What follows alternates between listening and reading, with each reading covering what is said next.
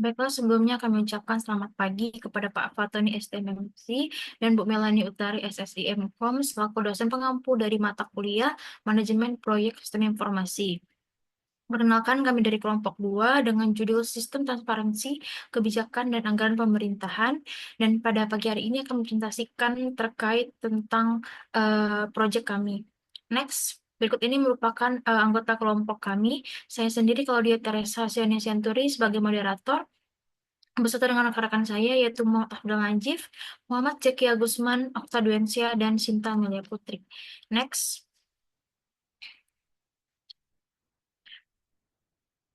Baiklah, untuk materi pertama akan dijelaskan oleh rekan saya. Kepada rekan saya persilahkan. Baik, yang pertama merupakan latar belakang dari alasan mengapa kami membuat sistem ini. Transparansi dalam kebijakan pemerintah menjadi salah satu kebutuhan mendesak di Indonesia, terutama karena banyaknya kebijakan yang kerap dianggap bertentangan dengan kepentingan publik. Beberapa kebijakan justru lebih menguntungkan kelompok tertentu dibandingkan kepentingan umum. Hal ini menimbulkan ketidakpercayaan masyarakat terhadap sistem politik di Indonesia. Dengan adanya sistem transparansi kebijakan yang efektif, diharapkan proses pengambilan keputusan dapat lebih relevan, akurat, dan berpihak pada kepentingan publik. Selain itu juga, transparansi memungkinkan masyarakat untuk berpartisipasi secara aktif dalam memberikan masukan, saran, ataupun kritik terhadap kebijakan atau aturan yang direncanakan.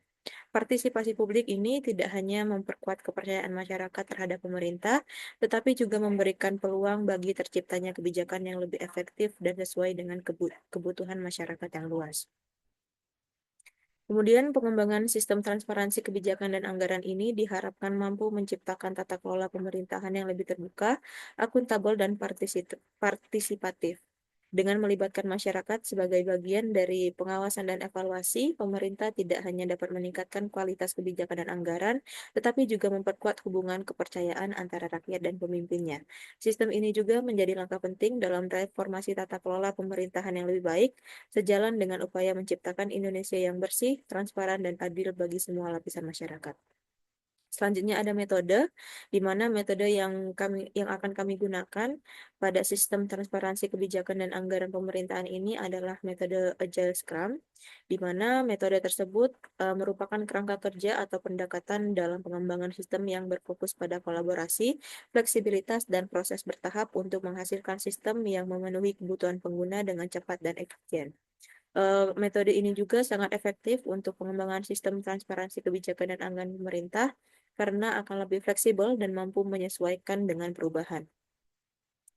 Selanjutnya ada karakteristik dan sasaran, di mana karakteristiknya yang pertama ada kebutuhan dan kompleksitas sistem. Karena sistem ini terintegrasi dengan pemerintah, maka sistem harus memberikan akses terbuka dan user-friendly. Kemudian, sistem ini juga harus menangani volume data besar dan memastikan keamanan data serta mematuhi regulasi. Selanjutnya, yang kedua, ada fleksibilitas dan kemampuan beradaptasi terhadap perubahan, di mana sistem harus modular dan dapat dikonfigurasi serta menerapkan iterasi cepat dan responsif terhadap umpan balik. Kemudian ada skala proyek. Karena sistem ini dalam ruang lingkup pemerintahan, maka menurut kami sistem ini memiliki skala proyek yang sangat besar dengan cara pengimplementasian nasional dengan infrastruktur kuat dan manajemen perubahan yang efektif. Kemudian yang terakhir ada resiko yang akan dihadapi dalam pengembangan sistem. Eh, Kemungkinan yaitu berupa keamanan cyber, kompatibilitas, reliabilitas, anggaran, waktu, dan manajemen proyek. Selanjutnya ada sasaran, di mana yang pertama ada pemerintah, yaitu termasuk pemerintah pusat, pemerintah daerah, dan juga BPK, dan yang selanjutnya adalah masyarakat umum. Selanjutnya ada tujuan, di mana tujuan dari pembuatan sistem ini antara lain, yang pertama adalah meningkatkan transparansi pemerintahan, kemudian ada meningkatkan akuntabilitas pemerintah, memfasilitasi partisipasi publik, dan yang terakhir, meningkatkan efisiensi dan efektivitas pengelolaan anggaran.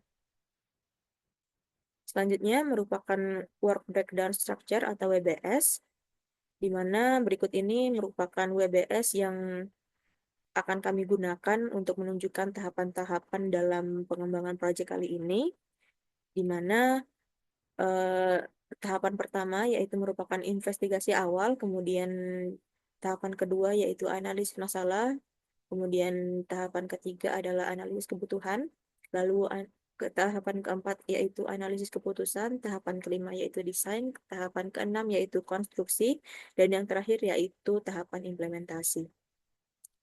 Eh, Baiklah, di sini merupakan WBS investigasi awal di mana tingkat satunya kami namai dengan investigasi awal. Kemudian tingkat duanya di mana 1.1 itu merupakan pengumpulan data dan departemen pemerintah terkait. Dan dilanjutkan dengan 1.2 yaitu mengidentifikasi prosedur kebijakan dan anggaran. Kemudian 1.3 yaitu membuat rumusan project charter dari alur kebijakan dan anggaran. Dan 1.4 yaitu pembuatan dokumentasi akhir hasil investigasi awal. Kemudian ada tingkat 3 yang merupakan pecahan dari 1.1, yaitu 1.1.1 yang merupakan melakukan wawancara dengan pihak terkait. Kemudian ada 1.2 di mana melakukan observasi terhadap proses pengelolaan data kebijakan dan anggaran. Kemudian ada tingkatan 4 di mana pecahan lagi dari 1.1.1 yaitu 1.1.1.1 yang menyiapkan daftar pertanyaan, kemudian 1.1.1.1.2 yaitu membuat janji wawancara, lalu ada 1.1.1.1.3 yaitu mendapatkan konfirmasi persetujuan, kemudian ada 1.1.1.4 yaitu menyiapkan lokasi wawancara. Lalu ada 1.1.1.5 yaitu melakukan wawancara, dan yang terakhir yaitu 1.1.1.1.6 yaitu membuat dokumentasi hasil wawancara. Kemudian tahapan ini juga bertujuan untuk memahami konteks kebijakan dan anggaran yang berlaku di pemerintah, mengidentifikasi permasalahan, dan merumuskan dasar untuk transparansi sistem yang akan dibangun. Selanjutnya ini merupakan yang tahapan selanjutnya yaitu 1.1.2 di mana melakukan observasi terhadap proses pengelolaan kebijakan dan anggaran. Kemudian ada tingkatan 4 yang merupakan pecahan dari 1.1.2 yaitu 1.1.2.1 menyusun surat izin observasi. Kemudian 1.1.2.2 yaitu mengirim surat izin observasi. Kemudian ada 1.1.2.3 yaitu menerima konfirmasi persetujuan. Kemudian ada 1.1.2.4 yaitu melakukan observasi alur pengelolaan kebijakan dan anggaran. Dan yang terakhir 1.1.2.5 yaitu dokumentasi hasil observasi. Langkah selanjutnya yaitu 1.2 di mana mengidentifikasi prosedur kebijakan dan anggaran, di mana ada tingkatan tiganya yaitu 1.2.1 membuat diagram alur prosedur kebijakan dan anggaran. Kemudian ada 1.2.2 yaitu membuat dokumentasi prosedur kebijakan dan anggaran. Kemudian ada tingkatan 4 yang merupakan pecahan dari tingkatan 3 1.2.1 yaitu 1.2.1.1 mengidentifikasi langkah-langkah utama dalam proses kebijakan. Kemudian ada 1.2.1.2 yaitu mengidentifikasi langkah-langkah utama dalam proses penganggaran. Kemudian ada 1.2.1.3 yaitu menganalisis tanggung jawab di setiap langkah. Kemudian 1.2.1.4 yaitu membuat diagram visual alur proses kebijakan dan anggaran. Selanjutnya yaitu 1.2.2 yaitu membuat dokumentasi prosedur kebijakan dan anggaran. Kemudian tingkatan 4-nya yang merupakan pecahan lagi dari tingkatan 3 1.2.2 yaitu 1.2.2.1 menyusun deskripsi prosedur kebijakan dan anggaran. Kemudian 1.2.2.2 yaitu mengidentifikasi titik-titik kontrol dalam proses kebijakan dan anggaran. Kemudian 1.2.2.3 menentukan alat dan teknologi yang akan digunakan dalam proses. Kemudian 1.2.2.4 yaitu membuat dokumen prosedur akhir. Selanjutnya 1.3 yaitu membuat rumusan project charter dari alur kebijakan dan anggaran.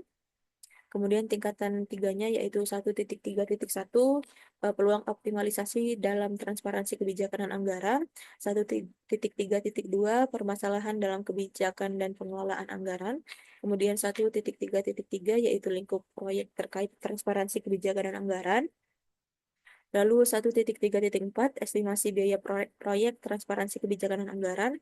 Kemudian 1.3.5 mengumpulkan dokumentasi hasil project charter.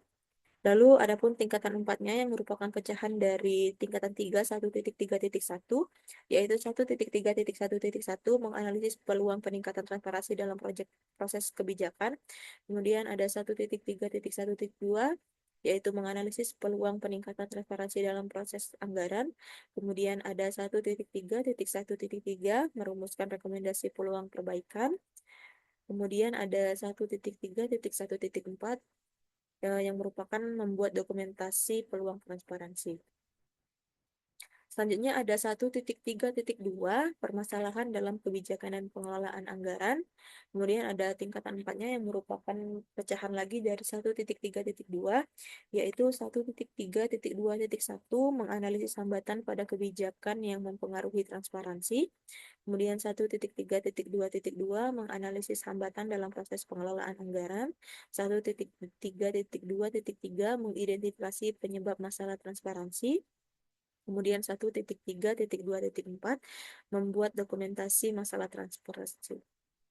Selanjutnya, tahap selanjutnya yaitu 1.3.3 lingkup proyek terkait transparansi kebijakan dan anggaran.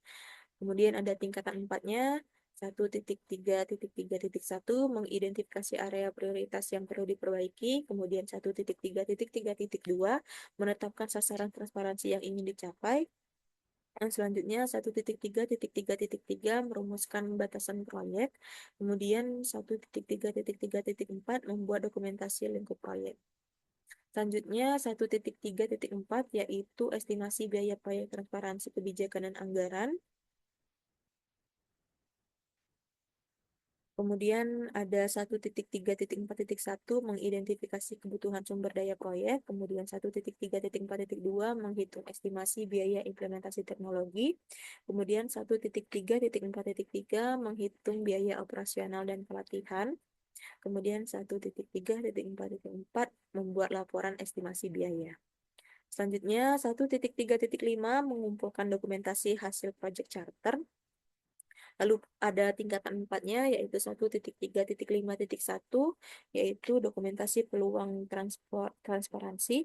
Kemudian 1.3.5.2 dokumentasi masalah transparansi. 1.3.5.3 dokumentasi lingkup proyek. Kemudian 1.3.5.4 dokumentasi estimasi biaya. Selanjutnya 1.4 yaitu pembuatan dokumentasi akhir hasil investigasi awal. Kemudian ada tingkatan 3-nya yaitu 1.4.1 mengumpulkan hasil wawancara, observasi, dan project charter. Kemudian 1.4.2 membuat dokumentasi akhir dari investigasi awal kebijakan dan anggaran. Lalu ada tingkatan 4-nya yang merupakan pecahan dari tingkatan 3 1.4.1 yaitu 1.4.1.1 dokumentasi hasil wawancara. Kemudian 1.4.1.2 dokumentasi hasil observasi. Lalu 1.4.1.3 dokumentasi hasil project charter. Lalu 1.4.1.4 mengintegrasikan hasil wawancara, observasi, dan project charter. Selanjutnya ada 1.4.2 yaitu membuat dokumentasi akhir dari investigasi awal kebijakan dan anggaran. Kemudian ada tingkatan 4-nya yaitu 1.4.2.1 menyusun laporan hasil wawancara dan observasi. Lalu 1.4.2.2 menyusun laporan hasil wawancara dan observasi. Kemudian 1.4.2.3 menyusun dokumentasi project charter. Dan 1.4.2.4 review dan validasi dokumen akhir dengan pemangku kepentingan. Selanjutnya WBS analisis masalah. Di mana tingkatan pertamanya 2.0 yaitu analisis masalah, kemudian tingkat 2-nya ada 2.1 menelusuri detail masalah pada kebijakan dan anggaran, kemudian 2.2 menentukan masalah utama yang diselesaikan, kemudian 2.3 pembuatan dokumentasi akhir hasil analisis masalah. Lalu ada tingkatan 3-nya dari 2.1 yaitu 2.1.1 mempelajari hasil investigasi awal, kemudian 2.1.2 melakukan wawancara untuk menganalisis masalah sistem kebijakan dan anggaran. Lalu ada pun tingkatan 4-nya di mana pecahan dari tingkatan 3 2.1.1 yaitu 2.1.1.1 menyiapkan daftar pertanyaan untuk wawancara lanjutan. Kemudian 2.1.1.2 membuat janji untuk melakukan wawancara lanjutan. Kemudian 2.1.1.3 mendapatkan konfirmasi persetujuan untuk wawancara. Dan 2.1.1.4 menyiapkan lokasi wawancara. Selanjutnya ada 2.1.2 melakukan wawancara untuk menganalisis sistem masalah kebijakan dan anggaran, di mana ada tingkatan empatnya yang merupakan pecahan dari 2.1.2, yaitu 2.1.2.1 melakukan wawancara lanjutan dengan pengelola kebijakan dan anggaran, kemudian 2.1.2.2 dokumentasi hasil wawancara. Selanjutnya ada 2.2 yaitu menentukan masalah utama yang akan diselesaikan, di mana tingkatan tiganya yaitu 2.2.1 melaksanakan rapat internal tim pengembang, kemudian 2.2.2 melaksanakan rapat dengan pihak pengelola kebijakan dan anggaran. Lalu ada tingkatan 4 yang merupakan pecahan dari tingkatan 3 2.2.1 yaitu 2.2.1.1 membuat janji rapat internal dengan tim pengembang. Selanjutnya 2.2.1.2 menyiapkan lokasi dan ruang rapat. Lalu 2.2.1.3 menyiapkan akomodasi rapat untuk tim pengembang. Lalu 2.2.1.4 pembahasan masalah dalam rapat internal. Kemudian 2.2.1.5 membuat dokumentasi hasil rapat analisis masalah. Selanjutnya 2.2.2.2 yaitu melaksanakan rapat dengan pihak pengelola kebijakan dan anggaran, di mana ada tingkatan 4-nya yaitu 2.2.2.1 membuat janji rapat dengan pihak pengelola kebijakan dan anggaran. Lalu ada 2.2.2.2 menyiapkan lokasi dan ruang rapat dengan pihak pengelola. Kemudian 2.2.2.3 menyiapkan akomodasi untuk rapat dengan pengelola kebijakan dan anggaran. Kemudian 2.2.2.4 pembahasan hasil analisis masalah dengan pihak pengelola kebijakan dan anggaran. Kemudian 2.2.2.5 membuat dokumentasi hasil rapat dengan pengelola kebijakan dan anggaran. Kemudian tahapan selanjutnya yaitu 2.3 pembuatan dokumentasi akhir hasil analisis masalah, di mana tingkatan tiganya yaitu 2.3.1 mengumpulkan dokumentasi hasil analisis masalah, kemudian 2.3.2 yaitu membuat dokumentasi akhir hasil analisis masalah, kemudian adapun tingkatan empatnya yang merupakan pecahan dari 2.3.1 yaitu 2.3.1.1 dokumentasi hasil wawancara tentang masalah sistem kebijakan dan anggaran, kemudian 2.3.1.2 dokumentasi hasil penentuan masalah dalam sistem kebijakan dan anggaran. Selanjutnya yaitu 2.3.2 membuat dokumentasi akhir hasil analisis masalah, kemudian ada tingkatan empatnya yaitu 2.3.2.1 dokumentasi hasil akhir analisis masalah. Selanjutnya merupakan WBS analisis kebutuhan yang akan dijelaskan oleh rekan saya Nazif. Kepada Nazif dipersilakan.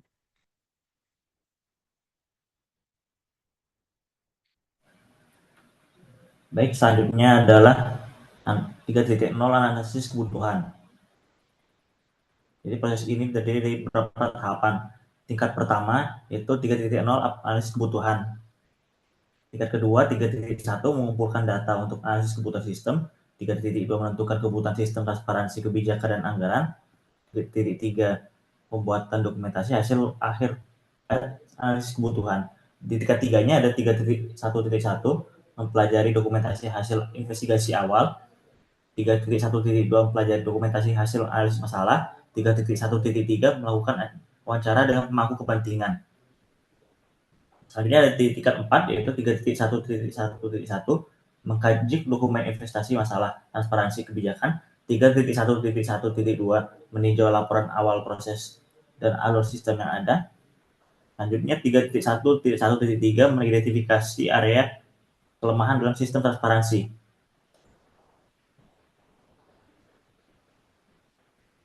Dan berikut ini adalah 3.1.2 mempelajari dokumentasi hasil analisis masalah, di mana dibagi menjadi beberapa bagian di tingkat 4 yaitu 3.1.2.1 analisis masalah yang ditemukan pada sistem existing. Selanjutnya 3.1.2 menentukan prioritas masalah yang memerlukan solusi sistem, dan 3.1.2.3 membuat laporan identifikasi masalah transparansi.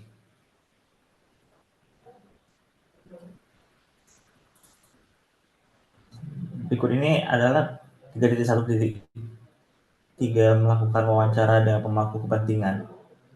Dibagi menjadi beberapa bagian di tingkat 4-nya, yaitu 3.1 menyiapkan daftar pertanyaan untuk wawancara. Berikutnya 3.1.3.2 mengatur jadwal wawancara dengan lembaga pemerintah dan LSM. Lalu 3.1.2.3 melakukan wawancara untuk mengumpulkan kebutuhan pengguna. Lalu 3.1.3.4 mengumpulkan dokumentasi hasil wawancara. Selanjutnya yaitu menentukan kebutuhan sistem transparansi, kebijakan, dan anggaran. Dibagi jadi berapa tingkatan, itu tingkat 3 dan tingkat 4. Tingkat 3-nya adalah 3.2.1 melaksanakan rapat dengan tim pengembang untuk melakukan analisis. Yang kedua 3.2.2 melaksanakan rapat dengan pemangku kebijakan. 3.2.3 pembuatan dokumentasi hasil akhir analisis kebutuhan.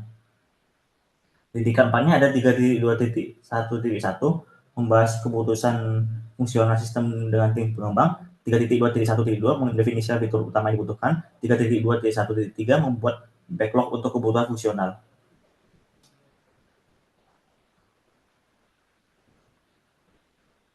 Selanjutnya ada 3.2.2 melaksanakan rapat dengan pemangku kebijakan, dibagi jadi beberapa bagian di tingkat 4.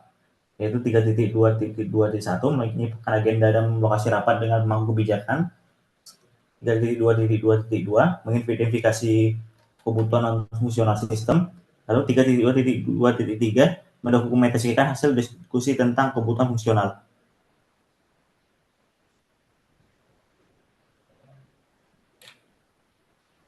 Berikutnya ada 3.2.3 pembuatan dokumentasi hasil akhir untuk analisis kebutuhan, dibagi menjadi berapa bagian di tingkat 4, yaitu 3.2.3.1 menyusun laporan hasil diskusi tim pengembang dan pemangku kepentingan. 3.2.3.2 membuat backlog prioritas untuk pengembang sistem. 3.2.3.3 memverifikasi dokumentasi agar sesuai dengan kebutuhan yang teridentifikasi. Berikutnya 3.3 pembuatan dokumentasi hasil akhir dibagi menjadi beberapa bagian di tingkat 3 dan tingkat 4, yaitu 3.1 mengumpulkan dokumentasi hasil wawancara untuk analisis kebutuhan. 3.3.2 membuat publikasi hasil analisis akhir dari kebutuhan. Di tingkat 4 ada 3.3.1.1 menyusun laporan hasil wawancara dengan pemangku kepentingan. 3.3.1.2 menganalisis hasil wawancara untuk kebutuhan sistem. 3.3.1.3 menggabungkan informasi wawancara ke dalam backlog.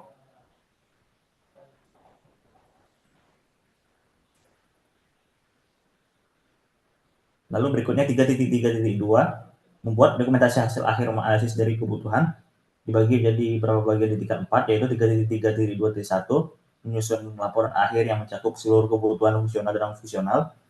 3.3.2.2 mengumpulkan semua backlog dari hasil wawancara dan diskusi rapat. 3.3.2.3 menyusun roadmap untuk pengembangan sistem berdasarkan prioritas kebutuhan.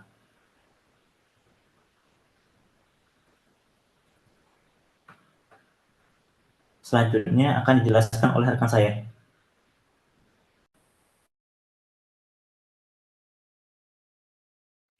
Baiklah, selanjutnya analisis keputusan.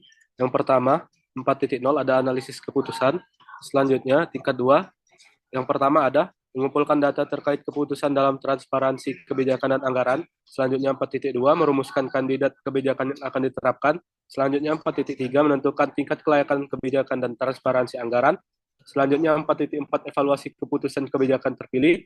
Selanjutnya 4.5 pembuatan dokumentasi hasil akhir analisis keputusan. Di tingkat 3 yang pertama ada 4.1.1 mempelajari data dan dokumen terkait transparansi kebijakan yang ada. Selanjutnya 4.1.2 mengidentifikasi solusi atau kandidat kebijakan. Selanjutnya 4.1.1 mengumpulkan laporan anggaran pemerintahan yang relevan. Selanjutnya 4.1.1.2 mengumpulkan dokumen kebijakan yang mengatur transparansi. Selanjutnya 4.1.1.3 menganalisis data transparansi kebijakan yang telah ada.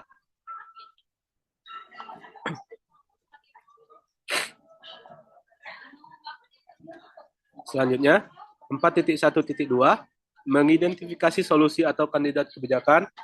Selanjutnya 4.1.2.1 mengkaji opsi kebijakan berdasarkan data yang terkumpul. Selanjutnya 4.1.2.2 mengidentifikasi kebijakan alternatif yang sesuai dengan kebutuhan transparansi. Selanjutnya 4.1.2.3 menyusun daftar kandidat kebijakan potensial. Next. Selanjutnya 4.2 merumuskan kandidat kebijakan yang akan diterapkan. Selanjutnya 4.2.1 merumuskan rekomendasi keputusan berdasarkan evaluasi data. 4.2.2 menganalisis dampak setiap kandidat kebijakan. Selanjutnya tingkat 4, 4.2.1.1 menganalisis efektivitas setiap kandidat kebijakan.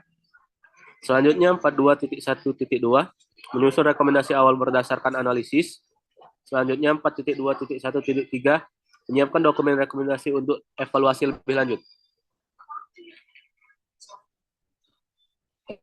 Selanjutnya 4.2.2 menganalisis dampak setiap kandidat kebijakan, yang dimana tingkat 4-nya 4.2.2.1 mengukur dampak kebijakan terhadap transparansi anggaran. Selanjutnya 4.2.2.2 mengevaluasi dampak sosial dan politik dari kebijakan. Selanjutnya 4.2.2.3 menilai potensi tantangan dan risiko yang mungkin terjadi. Selanjutnya 4.3 yang pertama ada menentukan tingkat kelayakan kebijakan dan transparansi anggaran. Selanjutnya 4.3.1 mengadakan rapat untuk menentukan kebijakan terpilih. Selanjutnya 4.3.2 membuat dokumen final dari hasil rapat kebijakan.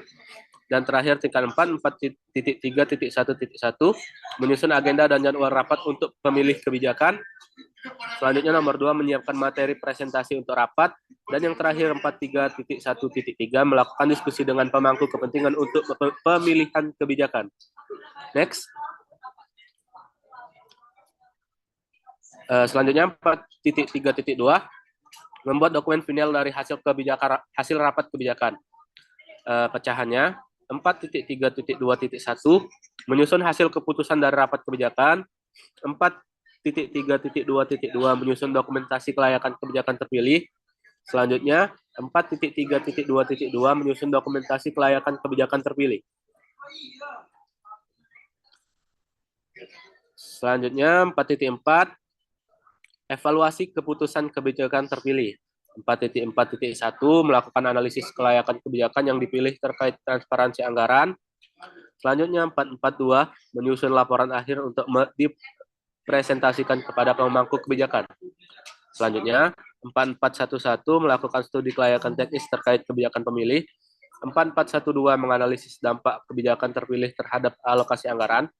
Selanjutnya 4.4.1.3 membandingkan hasil studi kelayakan dengan rencana implementasi.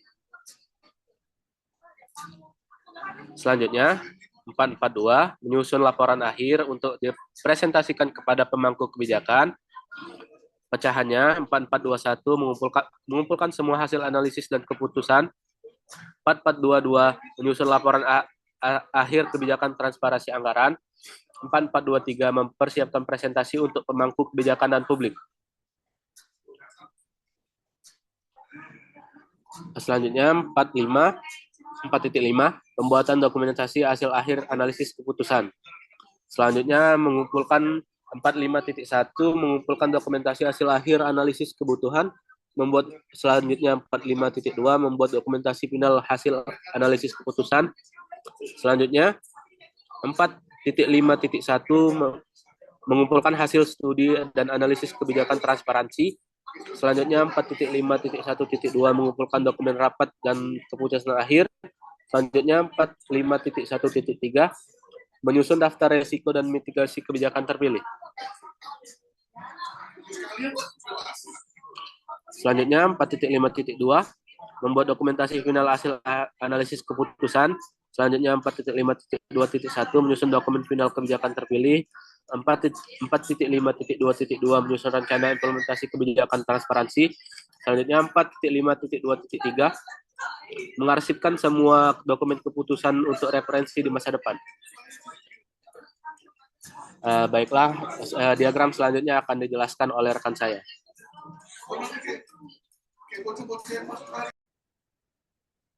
Baiklah, selanjutnya yaitu tahap BBS dari desain.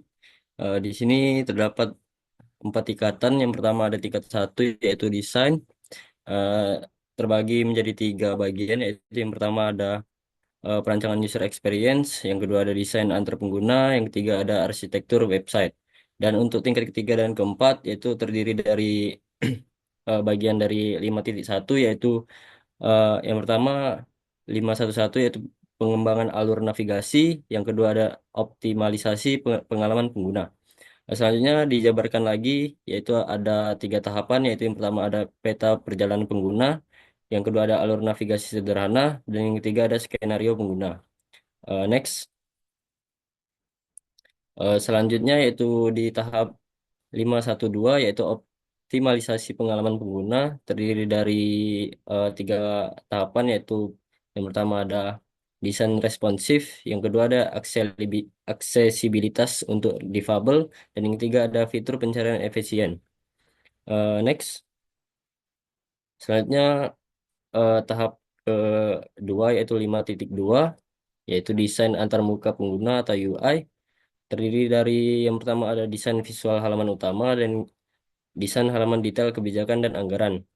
Dari desain visual halaman utama terdapat 3 bagian, yaitu yang pertama pada tingkat keempat, yang pertama ada tampilan dashboard utama, yang kedua ada skema warna dan desain, dan yang ketiga ada tampilan yang bersih dan profesional. Next.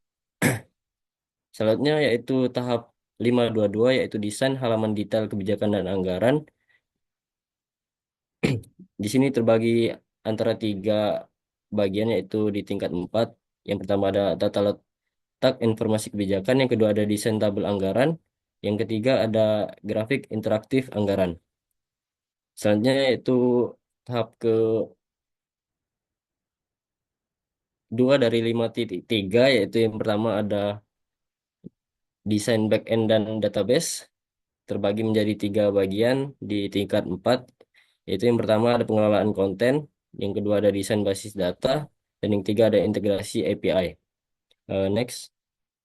Selanjutnya yaitu 533 desain keamanan website, terbagi menjadi 3 bagian di tingkat 4. Yang pertama ada pengamanan data pengguna, yang kedua ada autentikasi dan autorisasi pengguna, yang ketiga ada backup dan pemilihan data. Selanjutnya yaitu langsung ke tahap BBS konstruksi. Di sini terdapat 4 tingkatan. Yang pertama ada tingkat 1 yaitu konstruksi, terbagi menjadi 3 bagian, yaitu tingkat 2 yang pertama ada pengembangan sistem, penyelesaian dan penyempurnaan sistem, yang ketiga ada pengujian akhir dan penyerahan sistem. Di 6.1 terbagi menjadi 3 bagian lagi, yaitu tingkat 3 yaitu pengembangan modul utama, yang kedua ada integrasi data, dan yang ketiga ada pengujian fungsional. Selanjutnya terbagi lagi dari 611 yaitu ada 2 bagian, 2 tahap. Yang pertama ada menulis kode untuk fitur-fitur utama sistem sesuai dengan spesifikasi teknis. Yang kedua ada menguji masing-masing modul secara terpisah untuk memastikan setiap unit modul berfungsi dan baik. Next. Selanjutnya yaitu di tahap 612 integrasi data. Di sini dibagi menjadi 2, yaitu yang pertama ada pengaturan sumber data dengan mengonfigurasi koneksi ke berbagai sumber data. Yang kedua ada pengujian integrasi data dengan memastikan data dari berbagai sumber dapat diakses. Selanjutnya ke tahap yang selanjutnya yaitu 613 pengujian fungsional, terbagi menjadi 2 bagian di tingkat 4. Yang pertama tahap penyusunan skenario pengujian dengan menyusun skenario pengujian yang berhubungan dengan fungsional sistem. Yang kedua ada pelaksanaan pengujian sistem berdasarkan skenario yang telah disusun. Next. Selanjutnya di bagian 6.2 terdapat sampai ke tingkat keempat. Yang pertama ada di tingkat ketiga, yang pertama ada penyesuaian berdasarkan umpan balik, yang kedua ada optimalisasi kinerja, dan yang ketiga ada dokumentasi teknis. Terbagi lagi dari 621 menjadi 2 bagian tahapan, yaitu yang pertama ada pengumpulan untuk umpan balik dari uji coba penggunaan dan observasi hal yang perlu diperbaiki. Yang kedua ada implementasi penyesuaian dengan melakukan perubahan pada sistem untuk meningkatkan kinerja dan kegunaan. Next. Selanjutnya yaitu tahap 622 yaitu optimalisasi kinerja, terdiri dari 2 bagian. Yang pertama ada menganalisa performa sistem untuk mengidentifikasi masalah dan area yang perlu diperbaiki pada sistem. Yang kedua ada mengimplementasikan perubahan pada sistem untuk meningkatkan kecepatan dan efisiensi sistem. Lanjut ke 6.2.3 yaitu dokumentasi teknis. Terdapat dua bagian tahapan, yaitu yang pertama ada menyusun panduan yang mudah dipahami pengguna untuk membantu menjalankan sistem. Yang kedua ada menyusun dokumentasi teknis yang mencakup spesifikasi sistem serta prosedur pada sistem. Next lagi, yaitu terdapat tahapan 6.3 yaitu pengujian akhir dan penyerahan sistem. Terbagi menjadi tiga bagian pada tingkat ketiga, yaitu yang pertama ada pengujian akhir sistem, yang kedua ada persiapan dan pelatihan pengguna, yang ketiga ada penyerahan proyek dan dokumentasi, dan yang selanjutnya yaitu tingkat 4 yang pertama yaitu melakukan pengujian menyeluruh untuk memastikan semua sistem bekerja dan baik, dan yang kedua menguji kinerja sistem dalam kondisi nyata untuk memastikan sistem dapat menangani beban yang diharapkan. Next. Selanjutnya yaitu 6.3.2 yaitu pencapaian dan pelatihan pengguna, terbagi menjadi dua, yaitu yang pertama menyiapkan materi pelatihan termasuk panduan dan tutorial untuk memudahkan pengguna menggunakan sistem. Yang kedua ada mengadakan sesi pelatihan untuk memberikan pengetahuan praktis tentang cara menggunakan sistem pada pengguna.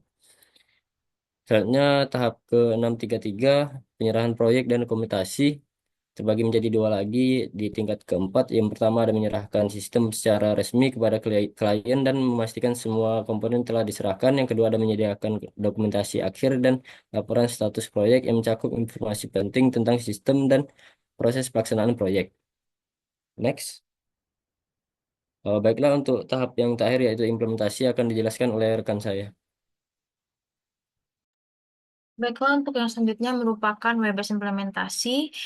Untuk tingkat pertama yaitu adalah tahap implementasi. Terus tingkat kedua terbagi menjadi tiga bagian: pelaksanaan sistem, pelatihan dan pengaturan pengguna untuk menggunakan sistem, dan yang terakhir pemantauan dan penyesuaian sistem. Selanjutnya untuk tingkat tiga, dari tingkat dua yang pertama terbagi lagi menjadi tiga bagian. Yang pertama yaitu adalah setup infrastruktur dengan menyiapkan perangkat keras, perangkat lunak, dan jaringan yang diperlukan untuk menjalankan sistem. Yang kedua, mendeployment sistem dengan melakukan instalasi sistem di lingkungan produksi. Dan yang terakhir, uji coba sistem di lingkungan produksi dengan melakukan pengujian akhir untuk memastikan sistem berjalan dengan baik. Next. Berikutnya merupakan tahap pelatihan dan pengaturan pengguna. Pada tingkat 3 itu ada persiapan dan dukungan pengguna sistem, terbagi lagi menjadi tiga bagian. Yang pertama yaitu adalah menyusun dan menyiapkan materi pelatihan untuk membantu pengguna memahami sistem. Kemudian yang kedua, pelatihan pengguna dengan mengadakan sesi pelatihan untuk pengguna akhir dengan memastikan pengguna dapat menggunakan sistem dengan efektif. Dan yang terakhir yaitu adalah menyediakan dukungan teknis untuk membantu pengguna dalam menyelesaikan masalah yang mungkin timbul setelah peluncuran sistem. Next.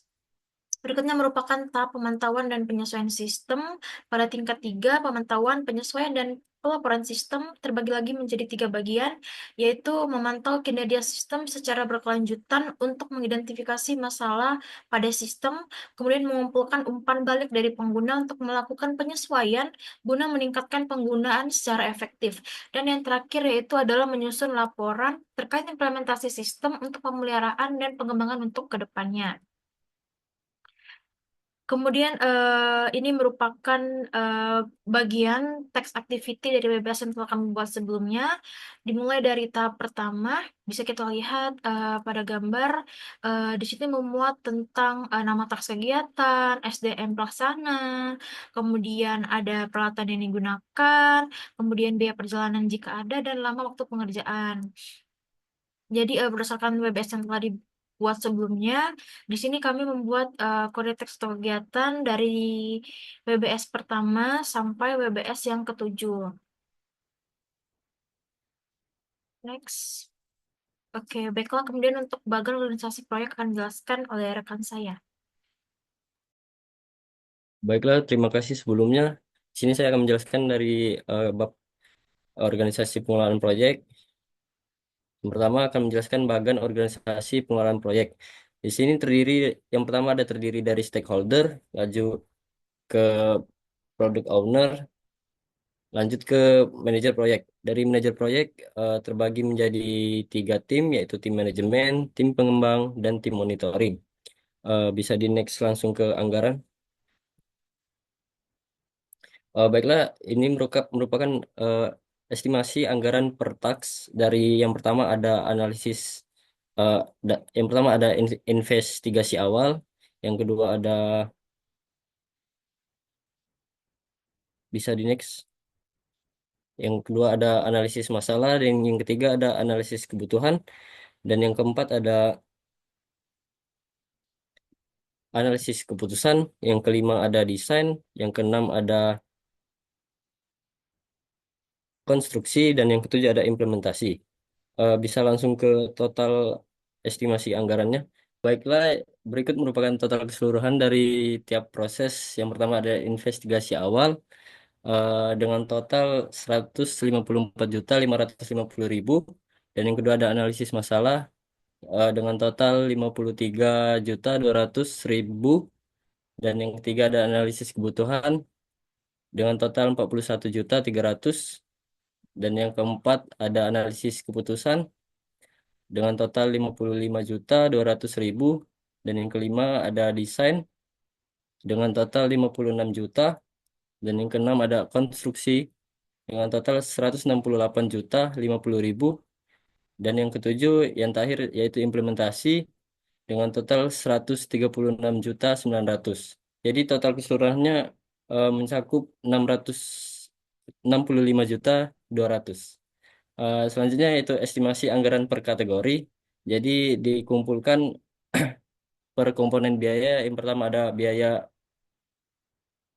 pengadaan, yang kedua ada biaya persiapan operasi, dan yang ketiga ada biaya proyek.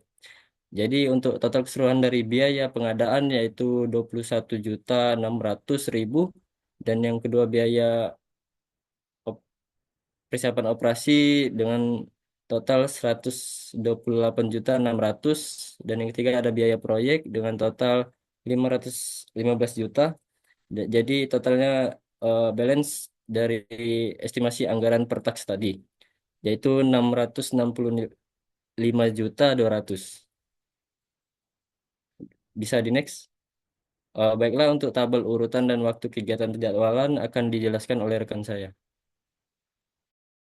Baiklah, selanjutnya ini merupakan bagian penjadwalan kegiatan proyek. Dimulai dari yang pertama, ini merupakan tabel urutan dan waktu kegiatan penjadwalan. Berisi dengan 6 kegiatan, kode kegiatan, waktu yang diperlukan, serta kegiatan pendahuluan atau persyaratan. Next, ini merupakan penjadwalan kegiatan yang kami menggunakan software MS Project. Dimulai dari teks pertama sampai teks terakhir. Berikut gambarnya. Next. Kemudian, untuk selanjutnya merupakan kategori risiko dan manajemen risiko proyek. Jadi untuk yang pertama ini merupakan market risk atau risiko pasar. Nah, dalam risiko pasar ini dimulai merupakan kondisi yang dialami oleh satu perusahaan apabila yang disebabkan oleh perubahan kondisi dan situasi pasar di luar dari kendali perusahaan. Nah, risiko ini terbagi menjadi dua, yaitu risiko pasar secara umum atau general market risk dan spesifik secara spesifik. Nah, untuk yang general ini biasanya dialami oleh seluruh perusahaan yang disebabkan oleh suatu kebijakan yang dilakukan oleh lembaga terkait. Kemudian untuk risiko yang secara spesifik dikarenakan karena adanya suatu bentuk risiko yang hanya dialami oleh perusahaan secara khusus. Kemudian ada potensi dan solusi dari market risk. Untuk potensi terbagi menjadi 3, yaitu risiko keamanan data, risiko kesalahan data, dan risiko kurangnya partisipasi pengguna. Kemudian untuk solusi dari market risk berdasarkan potensi yang sudah dijelaskan sebelumnya, itu yang pertama menerapkan protokol keamanan cyber yang ketat, kemudian menyusun alur kerja, verifikasi dan validasi data yang ketat, dan yang terakhir serta menerapkan desain terbuka yang ramah pengguna, fitur interaktif dan menyediakan dukungan bagi pengguna baru untuk mendorong keterlibatan mereka.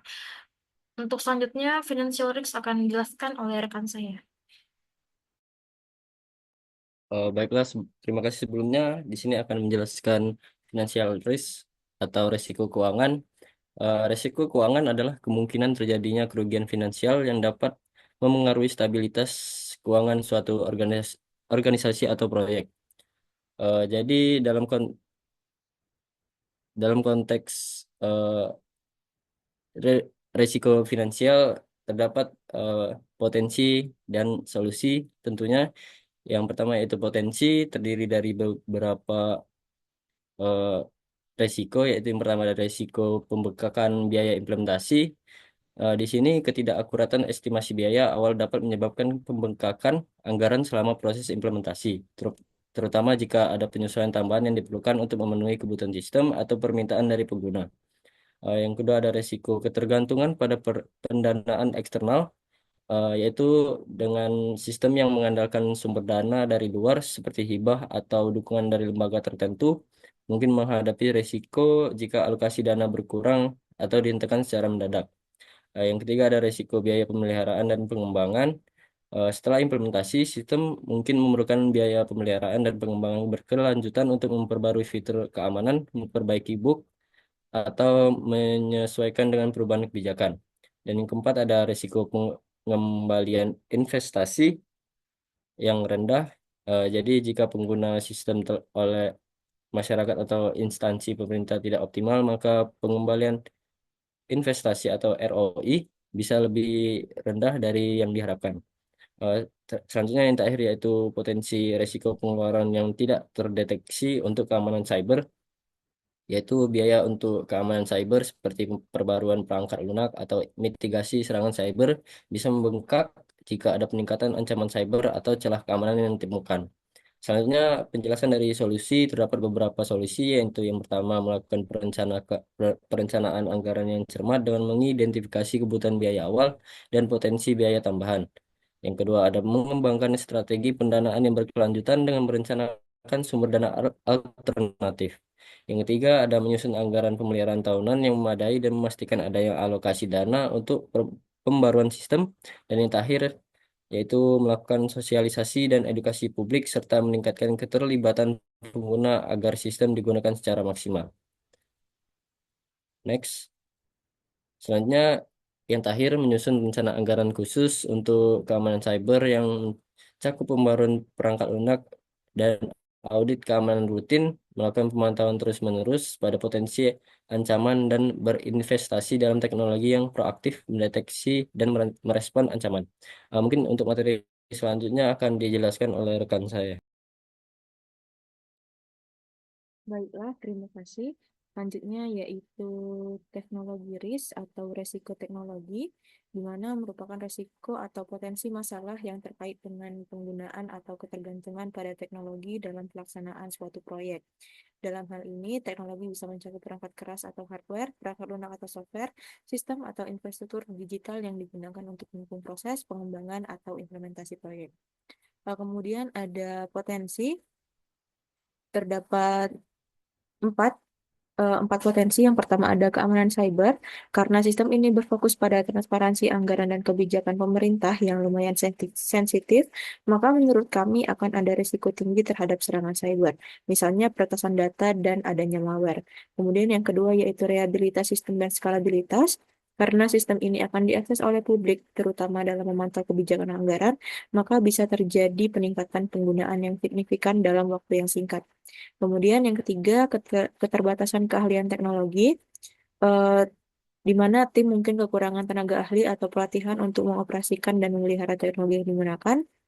Kemudian yang terakhir yaitu resiko manajemen proyek, dalam konteks waktu dan biaya. Jika proyek tidak berjalan sesuai dengan jadwal atau melebihi anggaran, maka dapat menyebabkan penundaan implementasi sistem. Selanjutnya, ada pun solusi. Yang pertama yaitu pengimplementasian enkripsi data seperti menggunakan HTTPS dan autentikasi multifaktor untuk melindungi data. Kemudian yang kedua, menggunakan layanan cloud yang fleksibel untuk menyesuaikan kapasitas server sesuai dengan kebutuhan dan mengimplementasikan arsitektur sistem berbasis microservice agar dapat menangani beban penggunaan secara lebih efisien. Kemudian yang tiga, mengadakan pelatihan intensif bagi tim teknis dan non-teknis yang terlibat dalam sistem. Kemudian yang terakhir ada menggunakan metode Agile Scrum sebagaimana yang sudah kami sebutkan pada bagian bab pertama tadi, guna untuk memastikan pengembangan yang dilakukan secara bertahap serta melakukan pemantauan anggaran secara berkala dan mengelola timeline proyek dengan baik. Baiklah, untuk resiko yang timbul dari faktor manusia mungkin akan dijelaskan oleh rekan saya. Kepada rekan saya dipersilakan. Baik, selanjutnya yaitu people's risk. People's adalah risiko yang timbul dari faktor manusia yang mencakup perilaku, kompetensi, dan interaksi individu dalam suatu organisasi. Risiko ini dapat berdampak pada keberhasilan implementasi sistem atau kebijakan tertentu, terutama jika pelaku atau tindakan individu tidak selaras dengan tujuan organisasi. Potensi, satu, kurangnya kompetensi atau pengetahuan teknis, keterbatasan pemahaman tentang sistem transparansi atau kurangnya keterampilan teknis dapat menyebabkan implementasi sistem yang tidak optimal atau kesalahan dalam pengelolaan data anggaran. Kedua, resiliensi terhadap perubahan. Beberapa individu mungkin enggan menerapkan atau menggunakan sistem transparansi karena merasa terancam, tidak nyaman dengan teknologi baru, atau adanya perubahan budaya kerja. Tiga, manipulasi data atau informasi oleh individu yang tidak bertanggung jawab. Potensi manipulasi data anggaran oleh pihak-pihak tertentu untuk keuntungan pribadi dapat menurunkan kredibilitas sistem. 4, kurangnya komitmen dari pimpinan. Apabila pemimpin organisasi tidak mendukung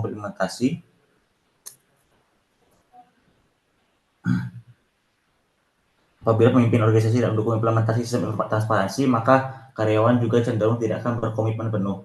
Kelima, potensi konflik kepentingan. Adanya konflik kepentingan yang mungkin timbul seperti individu yang memiliki akses lebih pada data anggaran yang disalahgunakan. Yang keenam, kepatuhan yang rendah terhadap prosedur.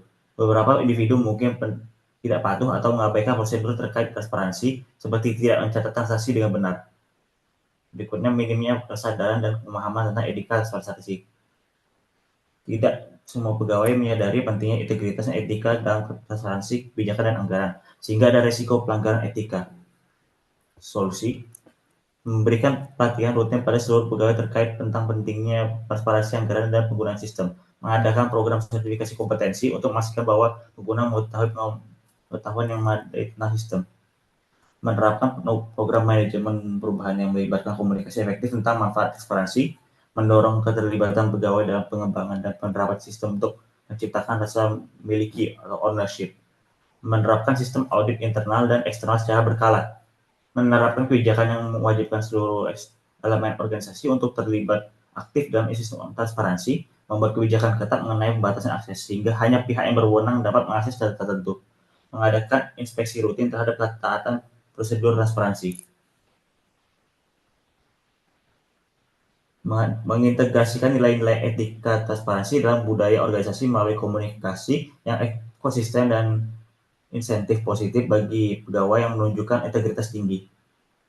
Baik, untuk selanjutnya akan dijelaskan oleh rekan saya. Baiklah, terima kasih kepada rekan saya, Saudara Abdul Najib. Selanjutnya, 7.5, struktur atau proses risk. Merupakan resiko yang terkait dengan struktur organisasi atau proses internal yang tidak efisien, tidak terorganisir, atau tidak sesuai dengan tujuan dan strategi. Potensinya yang pertama, kompatibilitas sistem, tantangan dalam integrasi sistem transparansi dengan platform atau teknologi lain yang telah digunakan di berbagai instansi pemerintah. 2, keandalan sistem, memungkinkan terjadi kegagalan sistem dalam menangani beban kerja tinggi. Selanjutnya 3, keterbatasan anggaran dan waktu. Proyek skala nasional membutuhkan investasi besar, tetapi keterbatasan anggaran dapat memperlambat pengembangan. Selanjutnya nomor 4, manajemen proyek. Resiko dalam mengelola tim pengembang, pemangku kepentingan, dan komunikasi antara pihak terkait yang beragam. Terakhir, poin nomor 5, ketidakpahaman pengguna. Di sini kurangnya literasi digital di kalangan masyarakat umum dapat membatasi penggunaan sistem ini secara optimal. Dengan permasalahan tersebut, terciptalah solusi yang akan kami tawarkan. Yang dimana, pertama, membangun sistem yang modular dengan standar API atau Application Programming Interface terbuka untuk mempermudah integrasi dengan teknologi lain. Selanjutnya, menerapkan arsitektur sistem berbasis cloud untuk menangani volume data besar dan memastikan skalabilitas. Yang ketiga, mengajukan dukungan anggaran tambahan melalui skema kerjasama antara pemerintahan pusat, daerah, dan sektor swasta. Selanjutnya, menggunakan perangkat lunak manajemen proyek untuk memantau kemajuan pekerjaan, mengatur jadwal, dan memperbaiki komunikasi antar tim. Terakhir, menyediakan program pelatihan atau edukasi kepada masyarakat mengenai cara menggunakan sistem transparansi. Mungkin sekian dari saya kembalikan kepada moderator.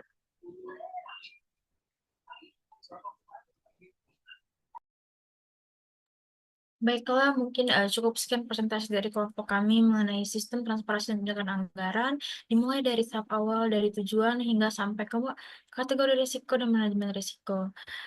Cukup sekian, kami tutup. Cukup sekian dan terima kasih.